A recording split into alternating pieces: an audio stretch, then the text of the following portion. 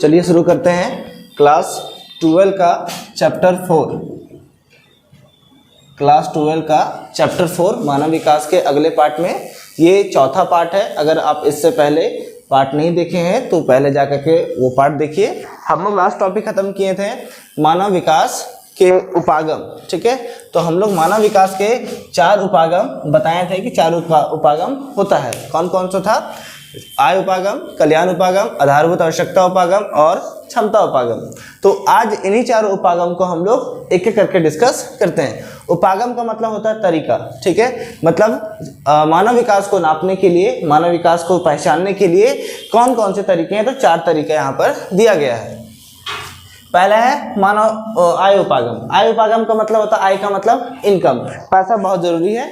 तो कहा जाता है कि यह उपागम मानव विकास का सबसे पुराना उपागम है। सबसे पुराना मतलब अति प्राचीन, ठीक है, समझिए। इसका निर्धारण मानव के आय से लेके किया जाता है। आय का मतलब इनकम, मतलब जिस मनुष्य का इनकम बहुत ज़्यादा है वो अपनी लाइफ स्टाइल बहुत अच्छे तरीके से जिएगा। आय के साथ निकाला जाता है, अगर आय का स्तर ऊंचा हुआ, अगर आय का स्तर ऊंचा हुआ तो मानव विकास भी ऊंचा होगा। मतलब कहने का मतलब है, जिस मनुष्य का इनकम है ना बहुत अच्छा है, वो लोग अपना लाइफ स्टाइल बहुत अच्छा जिएगा, वो लोग सोच उसका बहुत अच्छा होगा, है ना। जैसे अकबर के टाइम का, अकबर बहुत अमीर था, पढ़ा लिखा कम था, अमीर था, तो अपने साथ 9 रत्नों के रखता था, ठीक है। तो उनके साथ पैसे बहुत अच्छे थे, पैसा बहुत अच्छा था, तो उनका मान सम्मान रुतबा बहुत बड़ा था। दूसरा आता है कल्याण उपागम। कल्याण का मतलब समझ में आ रहा होगा, सबका भला करना, ठीक है। देखिए इस उपागम में मानव विकास को लाभार्थी, मानव को लाभार्थी के रूप में देखा है। लाभार्थी का मतलब उसका लाभ होना चाहिए, लाभ लेने वाला को हम लोग लाभार्थी कहते हैं। तो इस उपागम में मानव को लाभार्थी के रूप में देखा जाता है। इसमें प्रत्येक मनुष्य की शिक्षा, स्वास्थ्य, सामाजिक सुरक्षा तथा सुख सुविधाओं पर सरकार का धन खर्च होगा। समझिए पहले कि कल्याण उपागम किसको कहते हैं? अगर मनुष्य का शिक्षा, स्वास्थ्य और उसको सुख सुविधा पर सरकार खर्च करता है तो ये कल्याण उपागम के अंदर आएगा। समझते हो, अगर कोई गरीब व्यक्ति है ना, और उस गरीब व्यक्ति को कुछ नहीं मिल रहा, ना शिक्षा मिल रहा है, ना स्वास्थ्य मिल रहा है और ना ही उसकी सुरक्षा मिल रही है, तो कैसे विकास करेगा?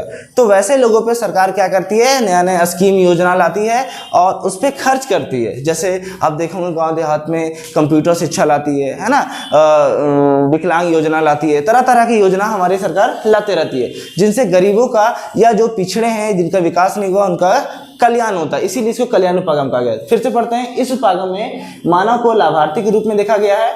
इसमें प्रत्येक मनुष्य की शिक्षा, स्वास्थ्य, सामाजिक सुरक्षा, सुख सुविधाओं पर जो भी धन खर्च होता है वो सरकारों का दायित्व होता है, सरकार उस पर खर्च करते हैं, इसी को कल्याण उपागम कहते हैं।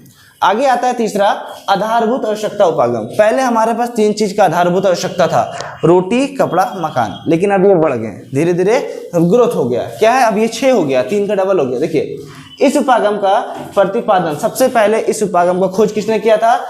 अंतर्राष्ट्रीय श्रम संगठन, जिसको कहते हैं ILO, इंटरनेशनल लेबर ऑर्गेनाइजेशन। यही तय करता है कि एक लेबर मजदूर का कितना वेतन होना चाहिए। आप लोग कमेंट में बताइए कि आप लोग के एरिया में एक लेबर को कितना पेमेंट मिलता है। हमारे यहाँ 450 रुपया मिलते हैं। तो इस उपागम का प्रतिपादन अंतर्राष्ट्रीय श्रम संगठन ILO ने किया था। इसके अंतर्गत मनुष्य के 6 आधारभूत आवश्यकताओं को रखा गया, 6 ठो। पहला क्या क्या है, देखिए स्वास्थ्य, मनुष्य का स्वास्थ्य मिलना चाहिए, वो भी फ्री में, ठीक है। शिक्षा, भोजन, जलापूर्ति, जल का कमी नहीं होना चाहिए। देखिए अब बहुत जगह जगह चौक वगैरह पे, मोहल्ले में सरकार बोरिंग करा के जाता है। रांची वगैरह साइड जाइएगा तो वहां पर आपको टंकी बैठा के देता है, मोटर बैठा के देता है, जरूरत के हिसाब से अपना चलाइए और यूज कीजिए। स्वच्छता और आवास, क्या क्या है? स्वास्थ्य, शिक्षा, भोजन, जलापूर्ति, स्वच्छता, साफ सफाई भी होना चाहिए और आवास, घर भी होना चाहिए, तभी वो मानव विकास के अंतर्गत आएगा। ये सब हमारी आधारभूत आवश्यकता है और जो कि चाहिए ही चाहिए, इसी के आधार पर हम लोग मनुष्य जो है अपना विकास कर सकते हैं। आगे आता है क्षमता उपागम, कैपेसिटी, है ना, कैपेबिलिटी जिसको कहते हैं। देखिए इस उपागम का खोज भारतीय अर्थशास्त्री, देखिए यहाँ पर इंडिया के जो इकोनॉमिस्ट है उनकी नाम आता है, जिनका नाम है भारतीय अमर्त्य सेन। बहुत इस क्वेश्चन में एमसीक्यू लेके आपसे बहुत सारा क्वेश्चन पूछा जाएगा एग्जाम में भी। क्षमता उपागम, इस उपागम का खोज भारतीय अर्थशास्त्री अमर्त्य सेन ने किया था। प्रोफेसर अमर्त्य सेन, प्रो का मतलब प्रोफेसर।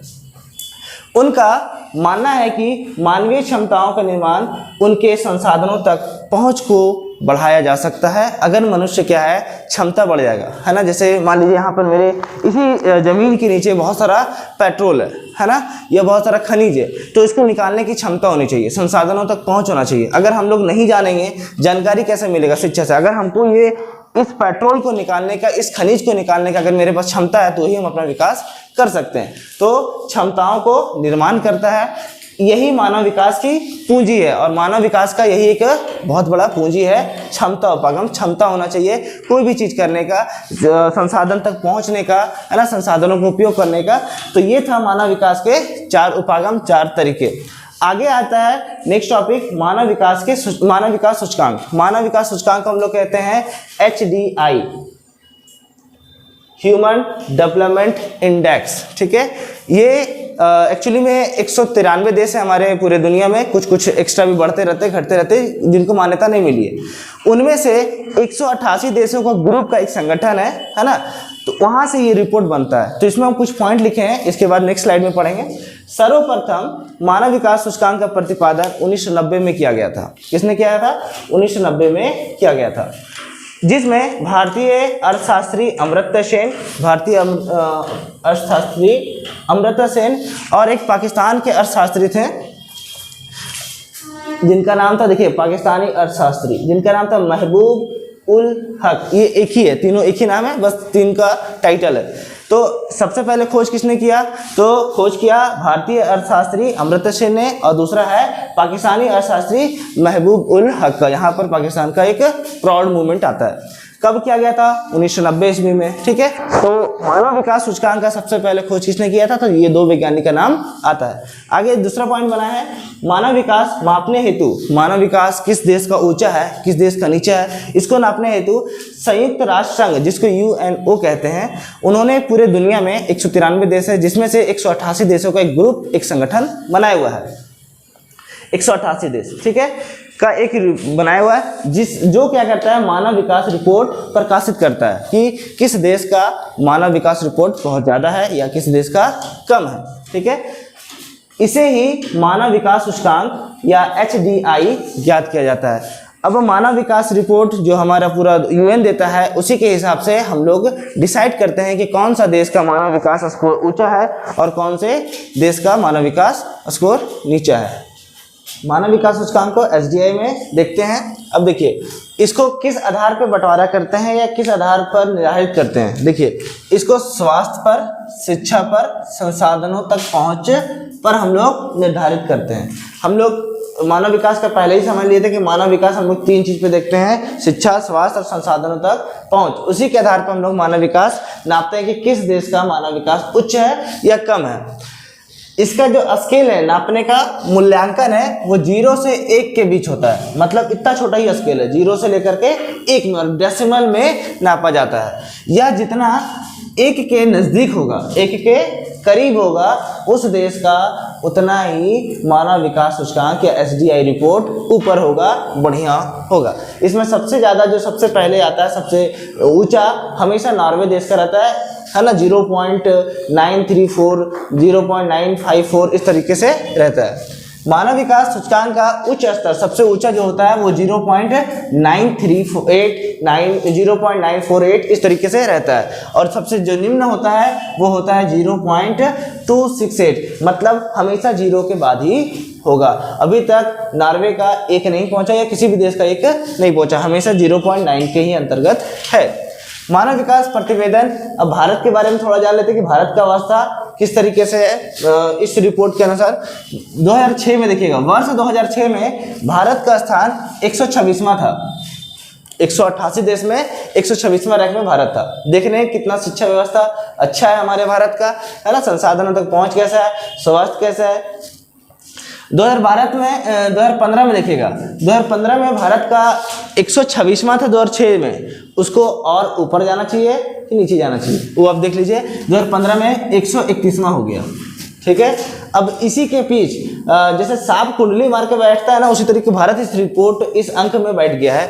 देखिए 2018 में 129वां में है, ऊपर नीचे बस, इससे ज्यादा हो ही नहीं रहा है। वर्ष 2022 जो अभी चल रहा है उसमें 132वां स्थान पर है ना। तो ये भारत की अवस्था है। इससे आपसे क्वेश्चन पूछ सकता है कि भारत का 2006 में कौन सा स्थान प्राप्त था SDI रिपोर्ट के अनुसार। तो ये भारत का स्थान था 2022 में 132वां है। अब यहाँ पर जो मानव विकास सूचकांक है वो 4 श्रेणी में बांटा गया है। 4 श्रेणी में कौन कौन सा है? एक है अति उच्च, उच्च, मध्यम और निम्न। निम्न का मतलब नीचे। तो अति उच्च किस देश को कहते हैं, या किस देश की ह्यूमन डेवलपमेंट रिपोर्ट को हम लोग अति उच्च कहेंगे? तो वैसे देश जिनका 0.8 से अधिक होगा उनको हम लोग अति उच्च मानव विकास रिपोर्ट के अंतर्गत रखते हैं। उसमें कितने देश हैं? उसमें टोटल 62 देश हैं। ये 2015 का रिपोर्ट हम बता रहे हैं, ठीक है। 2022 का रिपोर्ट हमारे पास अभी नहीं है, किसी बुक में भी नहीं है।